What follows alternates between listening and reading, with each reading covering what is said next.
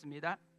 하나님의 말씀은 느헤미야 5장 1절에서 19절까지 말씀입니다. 느헤미야 5장 1절에서 19절까지 한 절씩 교독을 하겠습니다.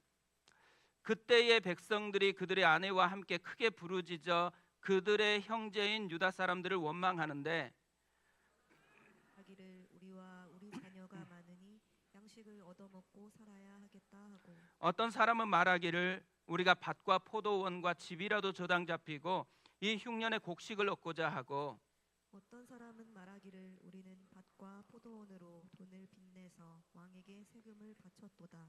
우리 육체도 우리 형제의 육체와 같고 우리 자녀도 그들의 자녀와 같거늘 이제 우리 자녀를 종으로 파는도다. 우리 딸 중에 벌써 종된 자가 있고 우리의 밭과 포도원이 이미 남의 것이 되었으나 우리에게는 아무런 힘이 없도다 하더라. 내가 백성의 부르짖음과 이런 말을 듣고 크게 노하였으나 깊이 생각하고 귀족들과 민장들을 꾸짖어 그들에게 이르기를 너희가 각기 형제에게 높은 이자를 취하는도다 하고 대회를 열고 그들을 쳐서 그들에게 이르기를 우리는 이방인의 손에 팔린 우리 형제 유다 사람들을 우리의 힘을 다하여 도로 찾았거늘 너희는 너희 형제를 팔고자 하느냐, 더구나 우리의 손에 팔리게 하였느냐 하매 그들이 잠잠하여 말이 없기로, 내가 또 이르기를 너희의 소행이 좋지 못하도다. 우리의 대적 이방 사람의 비방을 생각하고 우리 하나님을 경외하는 가운데 행할 것이 아니냐. 나와 내 형제와 종자들도 역시 돈과 양식을 백성에게 꾸어 주었거니와 우리가 그 이자 받기를 그치자. 그런즉 너희는 그들에게 오늘이라도 그들의 밭과 포도원과 감람원과 집이며 너희가 구워준 돈이나 양식이나 새 포도주나 기름의 백분의 1을 돌려보내라 하였더니 그들이 말하기를 우리가 당신의 말씀대로 행하여 돌려보내고 그들에게서 아무것도 요구하지 아니하리이다 하기로, 내가 제사장들을 불러 그들에게 그 말대로 행하겠다고 맹세하게 하고, 내가 옷자락을 털며 이르기를 이 말대로 행하지 아니하는 자는 모두 하나님이 또한 이와 같이 그 집과 산업에서 털어버리실지니 그는 곧 이렇게 털려서 빈손이 될지로다 하매 회중이 다 아멘하고 여호와를 찬송하고 백성들이 그 말한 대로 행하였느니라. 또한 유다 땅 총독으로 세움을 받은 때 곧 아닥사스다 왕 제 20년부터 제 32년까지 12년 동안은 나와 내 형제들이 총독의 녹을 먹지 아니하였느니라.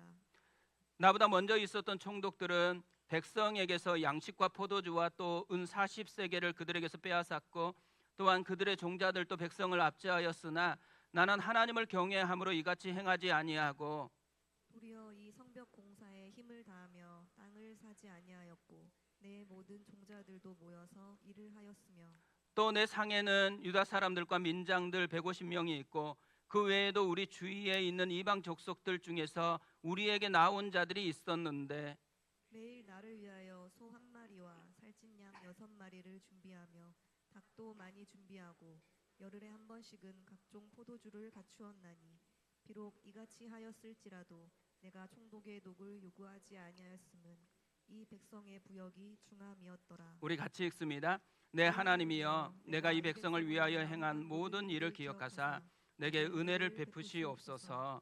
아멘. 오늘은 왜 상함을 만드는가, 왜 감동을 만드는가라는 제목으로 하나님의 말씀을 살펴보겠습니다. 오늘 말씀을 준비하고 묵상하는데요, 예전 한 신문 기사에서 보았던 글이 생각이 나는 것입니다. 제목이 어른과 노인의 차이입니다. 나이가 든다고 해서 다 같은 길을 걷는 것은 아니더라고요. 두 가지 길이 놓여 있다라는 거예요. 노인의 길이 있고 어른의 길이 놓여 있다라는 것입니다. 이 기사에 보면 노인의 길하고 어른의 길을 이렇게 소개를 하고 있습니다. 잘 들어보세요. 노인은 나이만 먹는 사람이지만 어른은 연륜을 인정받아 존경받는 사람입니다. 노인은 머리만 커진 사람이지만 어른은 마음이 커지고 성숙해진 사람입니다. 노인은 더 이상 배우려 하지 않지만 어른은 어린 사람에게도 배우려 합니다. 노인은 아직도 채우려 하지만 어른은 비우고 나누어 줍니다. 노인은 나이가 들수록 자기만 알고 자기 생각만 옳다고 고집하지만 어른은 상대방에게 이해와 아량을 베풀 줄 알고 상대방의 의견을 경청합니다. 노인은 젊은 사람들이 자신을 밟으면 가만두지 않겠다고 하지만 어른은 자신을 밟고 올라서라고 합니다. 노인은 다른 사람과 자신을 비교하지만 어른은 자신만의 아름다움을 찾는 사람입니다. 노인은 겉모습이 늙어가는 것을 슬퍼하지만 어른은 속사람이 충만해지는 것을 즐거워합니다. 제가 이 글을 계속해서 이렇게 묵상하다가요, 두 가지 단어로 요약될 수 있겠다라고 생각이 됐습니다. 상함과 감동입니다. 노인은 상함을 만들어낸다라는 거예요. 어른은 감동을 만드는 사람이라는 거죠. 그러면서 참 많은 생각이 들더라고요. 이 노인의 길, 어른의 길은 단지 나이의 문제가 아니기 때문에 그렇습니다.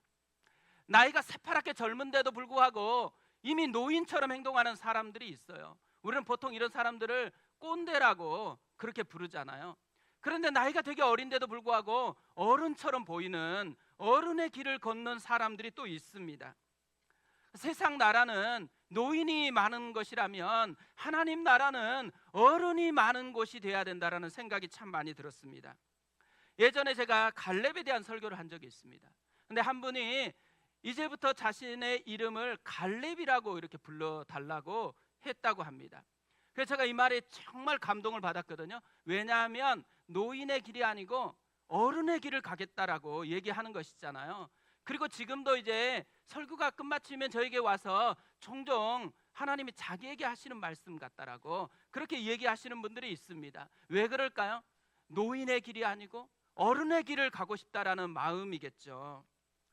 저는 다시 우리가 이 말씀이 삶의 무기가 되는 시간을 회복했습니다. 예전에 하다가 다시 시작하게 되었는데요, 짐 하나 더 얹어주려고 하는 것 아닙니다. 어른의 길을 걷게 되는 통로가 열렸으면 좋겠다라고 생각하는 것이죠. 그래서 말씀이 그냥 흘러 지나가는 것이 아니고 말씀이 내 마음을 만지고 이 말씀이 나를 이끌어가는 것, 이것을 우리가 조금 더 마음을 담아서 했으면 좋겠다라는 생각을 갖게 되어집니다. 우리 교회가 진짜 어른들이 가득한 그런 공동체 되어졌으면 좋겠습니다. 우리가 시간이 흘러가면 흘러갈수록 어른의 풍미가 나타나는 그런 공동체가 되어졌으면 좋겠습니다. 저도 어느 사이엔가 나이가 들어가고 있다는 생각을 하게 되어집니다. 그러면서 자꾸 마음의 결심을 합니다. 어른처럼 되었으면 좋겠다.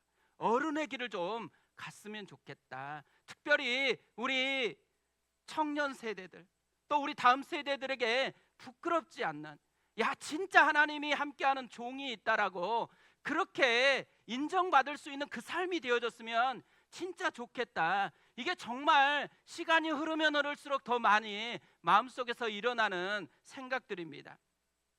우리가 지금 느헤미야를 살펴보고 있거든요. 근데 이 느헤미야와 이스라엘 백성들은 성벽을 재건하고 그리고 이스라엘 공동체가 하나님 나라 공동체가 되기 위해서 열심히 애쓰는 과정 중에 있습니다. 그런데 엄청나게 큰 대형 사고가 터진 것입니다. 1절에 이것을 우리에게 알려주고 있습니다. 그때에 백성들이 그들의 아내와 함께 크게 부르짖어 그들의 형제인 유다 사람들을 원망하는데 백성들이 와서 크게 부르짖었대요. 이 부르짖다, 이 말은요 원래 히브리어로 차카트라는 말이거든요. 부르짖다, 방성대곡하다, 이런 의미입니다.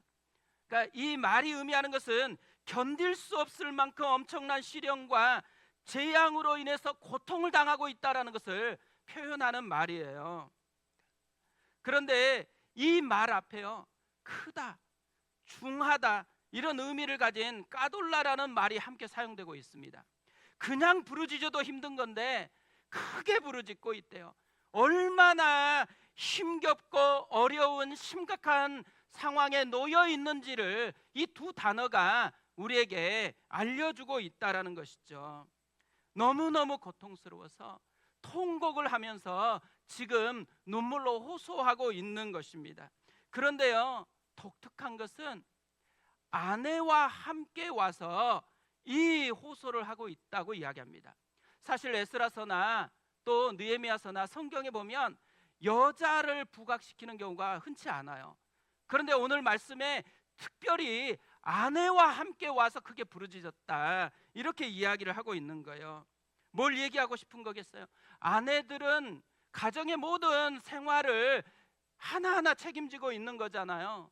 그러니까 지금 피부적으로 엄청난 생활고를 느끼고 있다라는 것을 알려주고 있는 것이죠. 식구가 많은데 먹을 게 없습니다.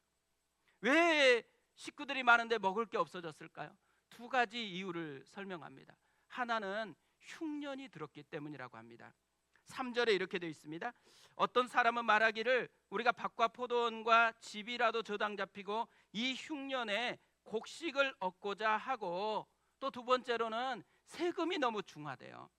4절에 이렇게 되어 있습니다. 어떤 사람은 말하기를 우리는 밭과 포도원으로 돈을 빚내서 왕에게 세금을 바쳤도다. 지금 페르시아의 식민지예요. 지금 흉년이라서 너무 먹을 것도 없는데도 불구하고 세금을 감해 주는 게 아니에요. 그러다 보니까 밭을 또 포도원을 담보로 해서 저당 잡히고 돈을 빌려가지고 세금을 내야 되는 그런 지경에 처하게 된 것입니다. 심지어요, 자녀들을 담보로 잡혀가지고 돈을 빌려요. 그런데 이 돈을 못 갚는 거예요. 그러다 보니까 자녀들이 노예가 되어버리는 이 처참한 상황에 놓였습니다. 그런데 오늘 말씀 보면요, 이렇게 어려운데 두 종류의 사람이 등장한다라는 거예요. 하나는 상함을 만드는 사람이고요, 하나는 감동을 만드는 사람입니다. 하나는 공동체를 깨트리는 사람이고요, 하나는 공동체를 살리는 사람이에요. 근데 문제가 어디 있어요? 이 공동체를 깨트리는 사람이 이방인이냐? 그렇지 않다라는 거예요. 공동체를 깨트리는 사람도 이스라엘 민족이고 감동을 만들어내는 사람도 이스라엘 민족이라는 거예요. 둘 다 이스라엘 내부에 있는 사람들이 만드는 일입니다. 같은 공동체 안에 있는데 어떤 사람은 공동체에 계속 상처를 만들어요. 깨트리고 있어요. 그런데 어떤 사람은 감동을 만들어요. 영혼을 살려내는 이 일이 일어난다라는 거죠. 근데 저는 이게 남의 일이 아니라고 생각합니다. 우리의 교회, 우리의 가정, 우리의 공동체에 보면 이런 두 종류의 사람들이 항상 등장한다라는 거죠. 어떤 사람은요, 공동체에서 자꾸 상함을 만들어내요. 그런데 어떤 사람은 항상 감동을 만들어요. 따뜻함을 만들어낸다라는 거죠. 저는 우리가 한 번뿐인 인생을 살아가는데 상함이 아니고 감동을 만들어내는 사람 됐으면 좋겠습니다. 우리 공동체가 진짜 어른들이 가득해서 따뜻함을 만들어내고 감동을 만들어내는 이 사람들로 가득했으면 좋겠어요. 남이 아니고요, 내가 그랬으면 좋겠어요. 우리가 한 사람 한 사람 감동을 만들어내는 그 사람 되었으면 좋겠습니다. 그러면 공동체는 자연스럽게 건강함을 누리게 되어 있습니다. 우리가 건강한 공동체가 되는 게요, 그냥 되는 것 아닙니다. 나는 그냥 받기만 하려고 한다, 그러면 이루어질 수 없는 거예요. 마음을 담아서 하나님 앞에 애써서 헌신해야 되는 게 있는 거죠. 그런데 헌신할 때 첫 번째로 건강한 공동체를 누리기 위해서 헌신해야 될 게 있습니다. 상함을 만들지 말자라는 거예요. 누구에겐가 공동체를 깨트리는 그런 일을 하지 말자라는 것이죠. 1절에 이렇게 되어 있습니다. 그때에 백성들이 그들의 아내와 함께 크게 부르짖어 그들의 형제인 유다 사람들을 원망하는데, 상함을 만들어내는 사람을 이야기하고 있어요. 누구를 원망하고 있대요? 유다 사람. 그들의 형제인 유다 사람들을 원망했다고 합니다. 그렇다고 모든 유다 사람을 원망한 것은 아닙니다. 원망하는 사람이 나와요. 귀족들과 리더들이었습니다. 7절에 이렇게 되어 있습니다. 깊이 생각하고 귀족들과 민장들을 꾸짖어 그들에게 이르기를 너희가 각기 형제에게 높은 이자를 취하는도다 하고 대회를 열고 그들을 쳐서, 여기서 귀족들은 어떤 사람들이에요? 좀 지역 유지와 같은, 좀 잘 사는 그런 사람들입니다. 민장은 누굴까요? 민장은 고위 공무원, 고위 관리입니다. 그러니까 리더들에 해당하는 사람들이죠. 그런데 지금 다른 사람도 아니고 이들을 원망하고 있어요. 왜 원망해요? 고리대금업 때문에 그렇습니다. 지금 이들은 사회적으로 특권층이어서 여유가 있어요. 그런데 갑자기 어려워진 사람이 등장했잖아요. 이 어려워진 사람들을 기회로 삼아가지고 높은 이자를 주고서 지금 부를 추구하고 있는 모습이 있는 거예요. 형제들이 어려운데 이 형제의 어려운 사정을 돈벌이 기회로 이용하고 있는 것이죠. 하나님께서요, 출애굽한 이스라엘 백성들에게 계속해서 하지 말라고 요구한 것 한 가지가 있습니다. 그것은 자기 백성들에게는 이자를 받지 말라는 거예요. 이방인들에게만 이자를 받으라고 이야기를 했습니다.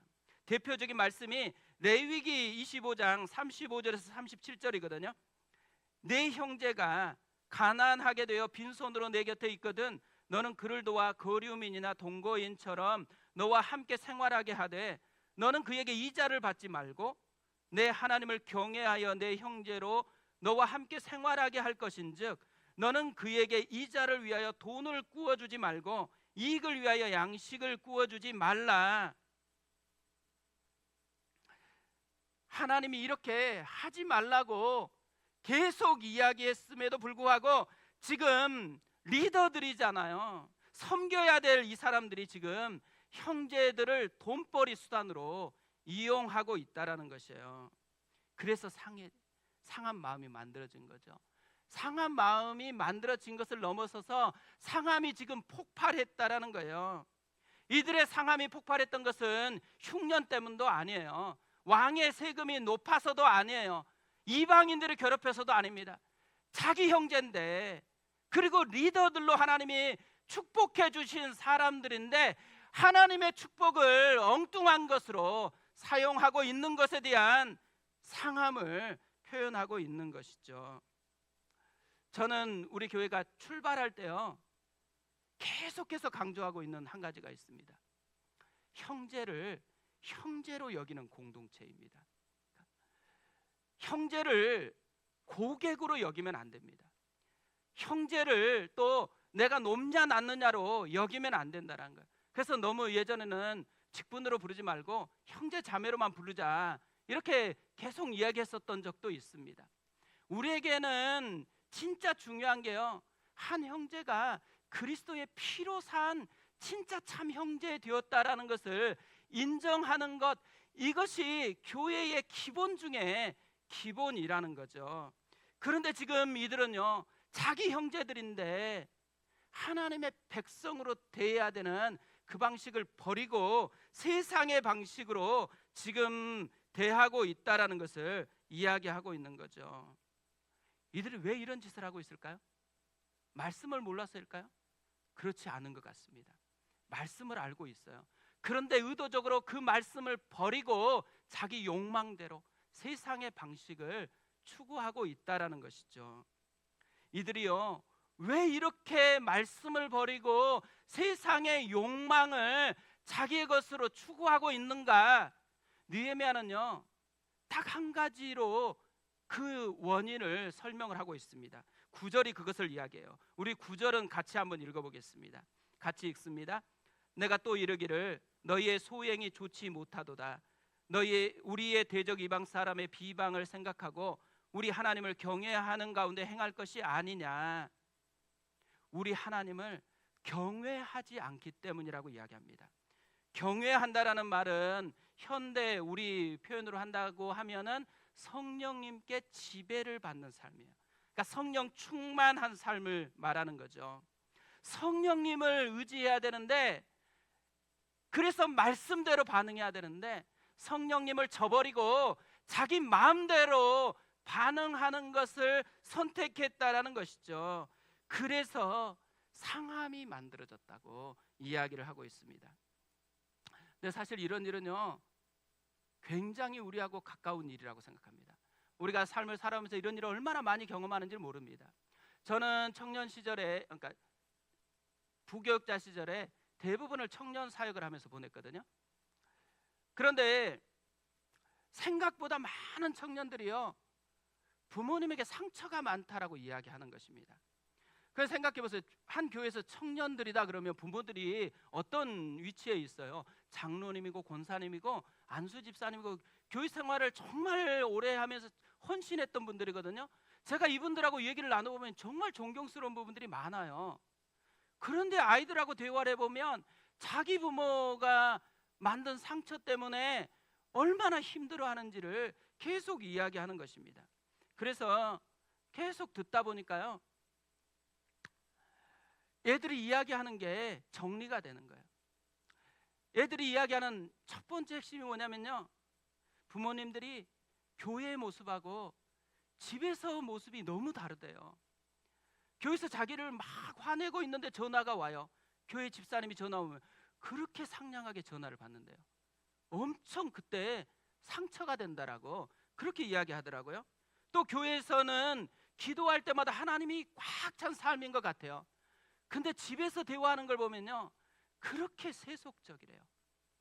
이 아이들 속에요, 부모들이 집에서 하는 말 때문에 하나님에 대해서 고민하는 거예요. 하나님이 없는 것 같다고 생각하는 거예요. 하나님이 살아계시지 않는다고 생각해요. 부모님들을 만나보면요, 자기 아들을 조금 더 신앙생활이 잘 되도록 자꾸 부탁하거든요. 이 괴리가 맛있죠. 누구에게 영향을 받아요? 목회자에게 영향을 받은 게 아니고 부모에게 영향을 받는 거예요. 그러면서 하나님이 진짜 살아계시는가?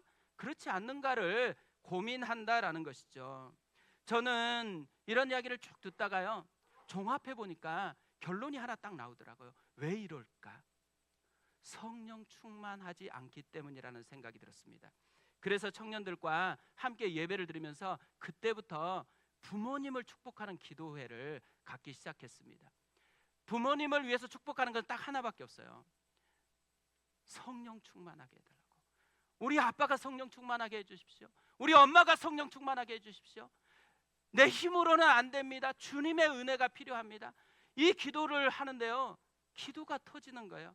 곳곳에서 울면서 간절하게 부모님을 축복해달라고 그렇게 기도하기 시작하는 것입니다.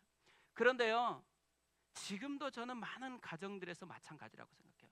가정에서 문제가 생기죠. 왜 문제가 생겼을까요? 답은 하나밖에 없습니다. 특별히 악해서가 아니에요. 성령 충만하지 않기 때문에, 성령님을 의지하지 않고 내 맘대로 살기 때문에 그런 거라는 거죠. 교회도 보면 문제가 많잖아요. 교회는 특별히 문제가 많을 수밖에 없다고 생각합니다. 교회는 어떤 공동체예요? 용서받은 죄인들이 모인 곳이 교회잖아요. 이 말은 두 가지를 의미해요. 교회에서는 용서를 경험할 수 있다라는 거예요. 끊임없이 하나님의 용서를 받을 수 있는 곳. 그런데 또 하나 위험한 게 있죠. 죄인들의 공동체. 끊임없이 교회는 상처를 받을 수 있는 가능성이 많다라는 것이죠. 그런데요, 용서와 상처, 이 두 가지 갈림길에 뭐가 있어요? 내 힘으로 사는 게 아니고 성령으로 살아가느냐? 오늘 말씀대로 하면 경외함이 있느냐, 하나님을 경외함으로 반응하느냐, 그렇지 않느냐가 문제를 맛보게 하느냐, 은혜를 맛보게 하느냐를 만들어낸다라는 것이죠. 저는 진짜 지금 우리가 회복해야 되는 한 가지가 있다면 경외함의 회복이라고 생각합니다. 우리 가정에 경외함이 회복돼야 됩니다. 좀 마음에 안 든다 그러면 기도할 건 하나예요. 경외함을 회복하게 해달라고. 자기 힘으로 살지 않고 하나님의 능력을 좀 경험하고 살게 해달라고 성령 충만을 구해야 한다라는 거죠. 교회도 마찬가지입니다. 우리 교회가 진짜 풍성함을 맛보고 싶다 그러면 한 가지 기도해야 되는 거예요. 하나님을 경외하는 공동체 되게 도와주십시오. 성령 충만한 공동체 되게 도와주시옵소서. 이것이 우리가 간절하게 사모하면서 기도해야 되는 내용이라는 거죠. 두 번째로요, 건강한 공동체가 누려지려면은 우리가 감동을 만드는 사람이 되어야 된다라는 거죠.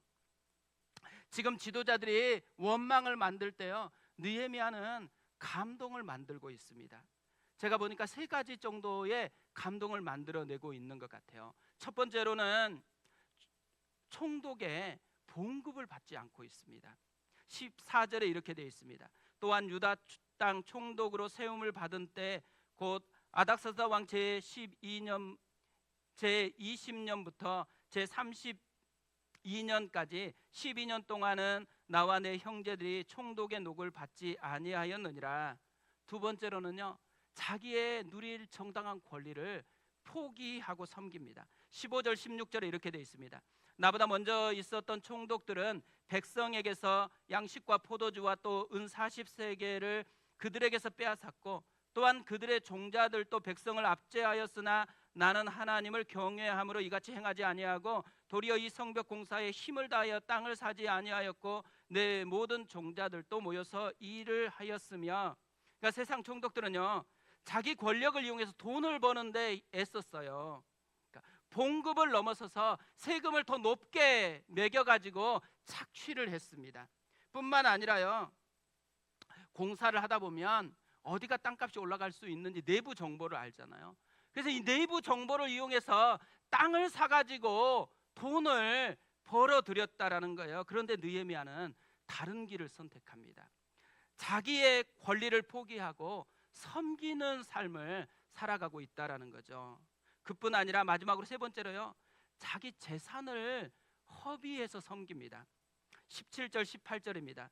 또 내 상에는 유다 사람들과 민장들 150명이 있고 그 외에도 우리 주위에 있는 이방 족속들 중에서 우리에게 나온 자들이 있었는데 매일 나를 위하여 소 한 마리와 살찐 양 6마리를 준비하며 닭도 많이 준비하고 열흘에 한 번씩은 각종 포도주를 갖추었나니 비록 이같이 하였을지라도 내가 총독의 녹을 요구하지 아니하였음은 이 백성의 부역이 중하였음이더라. 엄청난 돈이 들어가잖아요. 매일 많은 사람들 먹여 살려야 돼요. 그런데 자기 돈으로 허비하고 있다라는 거죠. C.S. 루이스가 이런 말을 했습니다. 하늘의 것을 목적하라. 그러면 땅과 하늘을 동시에 얻을 것이다. 그러나 땅의 것을 목적하면 땅과 하늘을 동시에 잃게 될 것이다. 저는 이 말이요, 오늘 본문에 나와 있는 유대인 지도자들과 느헤미야를 극명하게 나누는 차이를 보여주고 있다고 생각합니다.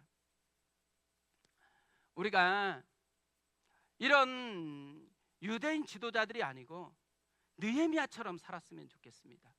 저도 이 말씀 묵상하다가요, 야, 내가 진짜 느헤미야처럼 살면 좋겠다, 이 생각을 하고 다시 생각해 보니까 엄청 부담스러운 거예요.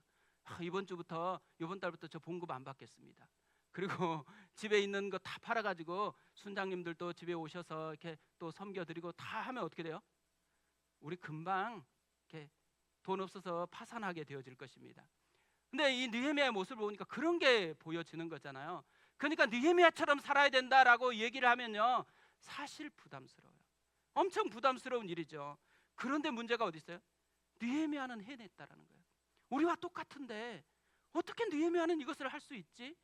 우리는 안 된다라고 미리 포기해 버렸는데 왜 느헤미야는 이런 삶의 변화를 만들어낼 수 있었을까?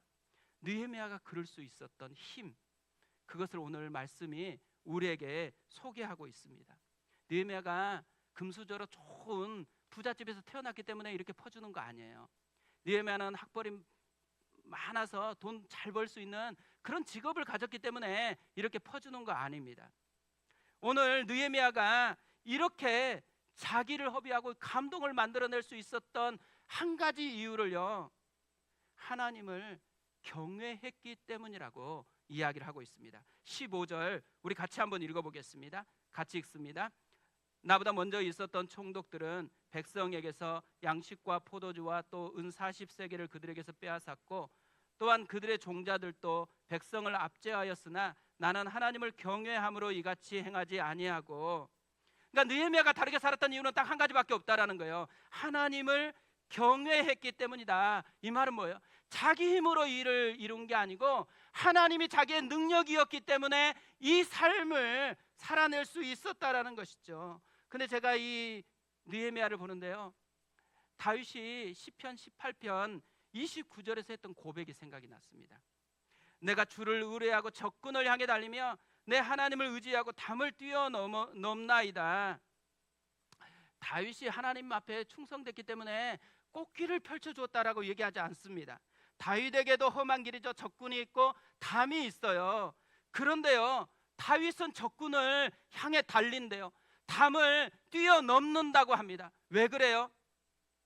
자기 힘이 아니에요.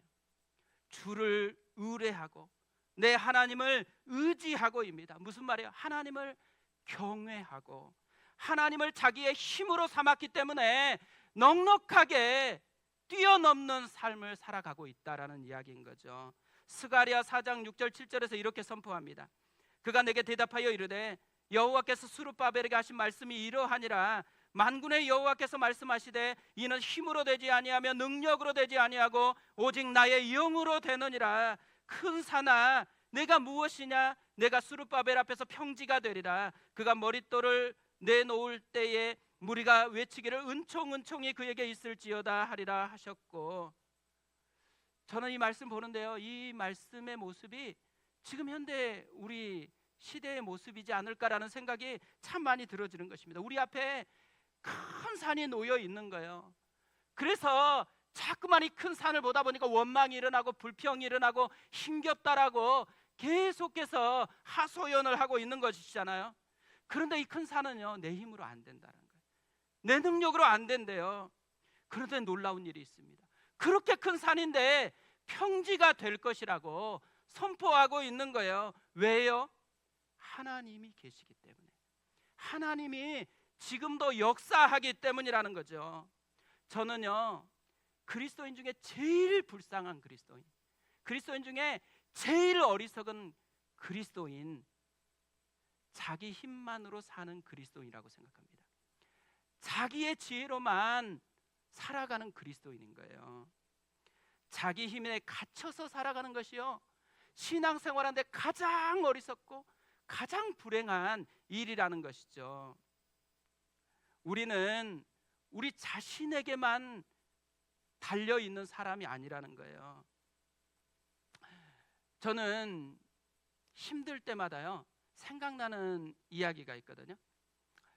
될 수 있으면 군대 얘기하지 말라 그랬는데 군대의 얘기입니다. 그러니까 저는 군대에서 경험했던 많은 것들이 현재적으로도 계속 영향을 미치고 있습니다.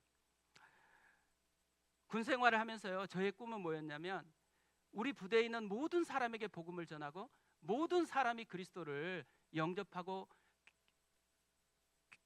부대가 예배당이 되는 것이었어요. 그걸 위해서 모여서 매일 기도를 했습니다. 신우에 있는 형제들하고 함께 모여서 매일 기도를 하는데요, 하루는 딱 둘이 모였어요. 저하고 다른 형제하고 모였는데 둘 다 너무 지치고 힘든 거예요. 군 생활이 그렇잖아요. 그래서 기도가 안 나오고 우리가 합의를 했어요. 우리 그냥 높은 데 올라가서 실컷 울고 내려오자. 그래서 산에 올랐어요. 한참 올라가는데 또 힘들더라고요. 그래가지고 바위가 옆에 있어가지고 앉았습니다. 바위에서 내려다 보니까요, 연병장에서 축구를 하고 있는데 진짜 개미보다 작아요. 그리고 막사가요, 진짜 장난감 조그만한 그 정도 크기밖에 안 되더라고요. 그런데 세상 다 망할 것 같고 나를 너무 힘들게 한다고 그렇게 크게 여기면서 거기에서 씨름하고 있었던 거예요. 그래서 우리가 얼굴 보면서 웃었습니다. 야, 이렇게 작은데 이렇게 하찮은 것을 그렇게 크게 느끼고 그렇게 씨름했구나. 그러면서 웃고 내려왔어요.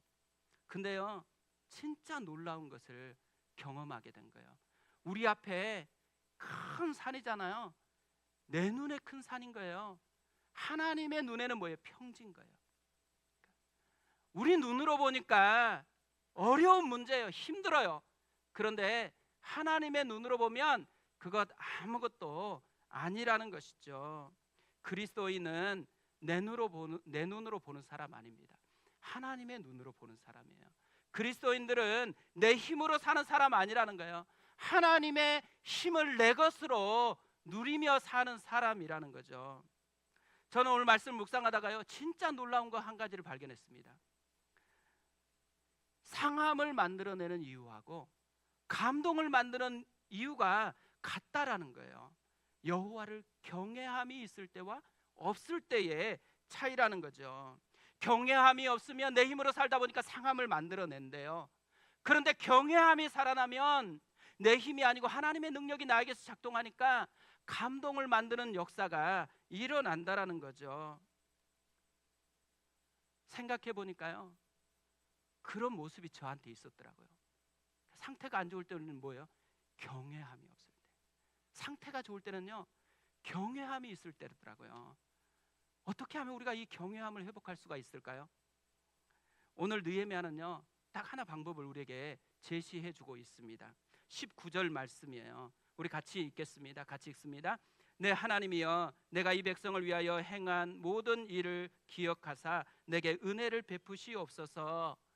은혜를 베푸시옵소서. 하나님의 은혜에 집중하고 있다라는 거예요.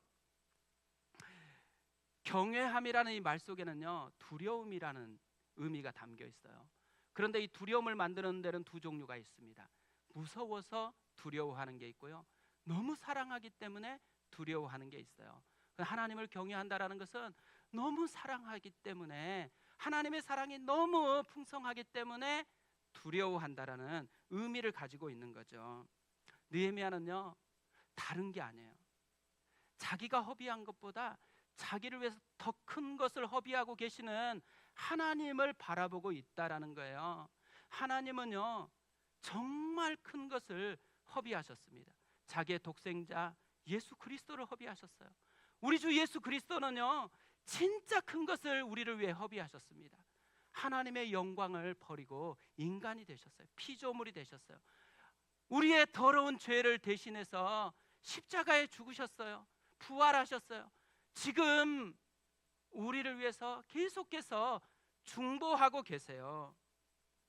느헤미야는 이 하나님, 이 예수 그리스도의 은혜에 집중하고 있다라는 것이죠. 은혜가 살아나면 사랑이 살아납니다. 사랑이 살아나면 거룩한 경외심이 우리 가운데서 일어난다라는 거죠. 이제 마지막으로 한 가지 이야기하고 마무리하려고 하는데요. 지난주가 명절이었잖아요. 저희가 이제 고향회를 다녀왔습니다. 순천까지 가야 되기 때문에 항상 마음에 결심을 하고 가거든요. 근데 이번 명절은 이때까지 모든 명절 중에 가장 원활하더라고요. 그래서 굉장히 편안하게 갈 수가 있었습니다. 그런데요, 한참 운전을 해 가고 있는데 갑자기 찬양 한 곡이 떠오르는 거예요. 주의 보혈 흐르는데 믿고 뛰어나아가 주의 은혜 내가 입어 깨끗하게 되었네. 잘 부르지도 않은 찬양인데 갑자기 떠오르면서 이 마음을 만지니까요, 이 찬양을 찾아가지고 계속해서 반복해서 들었어요. 근데 이제 우리 두 딸들이 너무 이게 느린 곡이잖아요. 그래서 푹 잤습니다. 아내가 자꾸만 너무 선곡을 잘못해갖고 졸려서 계속 자고 갔어요. 그런데요, 이 찬양이 내 영혼을 만지는 거예요. 그러니까 내 심령을 깊이 어루만지는 것입니다. 그러면서 운전을 해가는데 펑펑 눈물을 흘리면 안 되는데 애쓰면서 참아가면서 눈물이 흘러지는 거예요.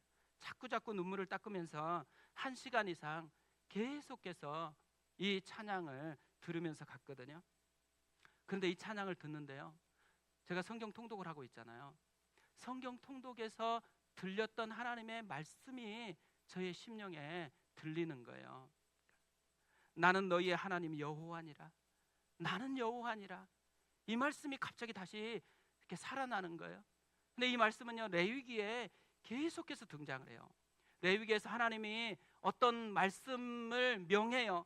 그리고 나서는 나는 너희의 하나님 여호와니라. 나는 여호와다. 이렇게 계속 이야기하거든요. 근데 제가 이 레위기를 볼 때는 부담스럽더라고요. 내가 이 말씀 순종하지 않으면 하나님 한 대 때리겠다는 얘기인가? 엄청 부담을 가지고 이 레위기를 통독을 했거든요. 그런데 그날 이 말씀의 원래 의미가 저에게 다가오는 거예요. 하나님이 그런 의미로 저에게 이 말씀을 하신 게 아니었던 거예요. 나는 너희의 하나님 여호와니라. 무슨 말이겠어요? 야, 내가 너 하나님이잖아. 너 옆에 내가 있잖아. 너 근데 왜 이렇게 힘들어해? 너 왜 이렇게 고민해, 갈등해? 나는 너의 하나님이야. 내가 너의 힘이야. 너를 위로하려고 너에게 계속 옆에 있잖아. 그러면서 난 너의 하나님 여호와다. 내가 너의 하나님이라니까 계속 속삭였던 거예요. 그걸 다시 느끼게 되었습니다. 얼마나 이렇게 마음이 회복이 되어지는지요. 그러면서요, 주님을 진짜 사랑하고 싶은 거예요. 그러면서요, 아, 주님, 내 인생을 다 허비해서 진짜 주님이 원하는 것, 그 뜻을 위해 살았으면 좋겠다라는 다시 예전에 그 고백들이 이렇게 살아나는 것을 느끼게 됐습니다. 우리가 이번 한 주간 우리 주님이 생각보다 우리 곁에 가까이 계십니다. 그리고 우리에게 속삭이세요. 내가 너의 하나님이야. 나 여호와라니까. 내가 너의 힘이라니까. 내가 너 위로하려고 지금 옆에 있다니까. 그 음성을 들었으면 좋겠습니다. 그리고 내 힘이 아니라 그렇게 다가오신 그 주님을 나의 힘으로 삼고 살아가는 삶, 이것이 경외함의 회복입니다. 몸된 교회 우리 모든 지체들이 경외함을 회복하는 은혜가 있었으면 좋겠습니다. 우리 그 마음을 가지고 찬양하고 기도하겠습니다.